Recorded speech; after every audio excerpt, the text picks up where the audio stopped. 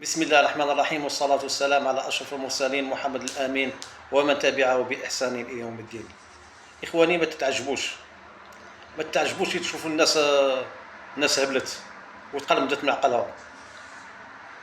لازم نتعجبوا، لاخاطش الناس تعاني من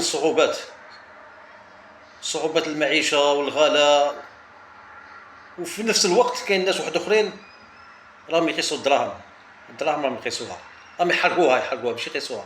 يحتفلوا، يديروا انيفرسال ولا يحتفلوا بحرق العمله اللي من فئه 100,000 100,000. هذو اللي بيتاع 100,000 يحرقوهم، يحتفلوا الاحتفال تاعهم يحرقوا الدراهم. انا شفت فيديو، والفيديو راه مسجل عندي، انا ما نعرفش كيف نركب الفيديو انا، ولكن الفيديو راه مسجل عندي. ناس في الاحتفال، وعاد ديجا نكون عندهم لا طرونتين ومنا رجال ونساء، يحتفلوا بحرق الاموال، حكم البي تاع 100,000 ويحرق فيها، ماشي بي ولا زوج ولا ثلاثه، بزاف تاع لي بي يحرقوا فيهم نورمال، ويصوروا روحهم في اليوتيوب نورمال، يعني ما خايفين ما والو. سبحان الله. شوف هذا المفارقه الكبرى، هذا لو بارادوكس.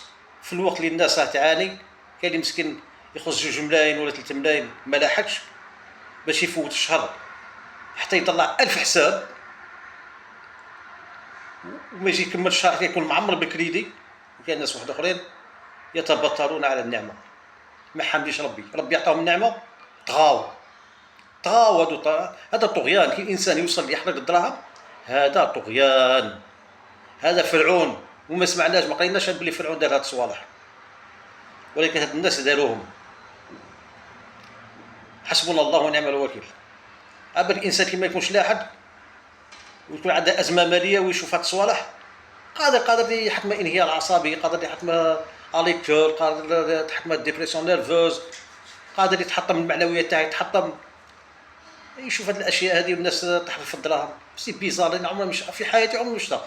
استغفر الله، شتا واحد دارها في مصر، هذا محمد رمضان، هذا الاكتور المصري، ولكن الدوله المصريه دخلها دار الحبس، ولا الله اعلم.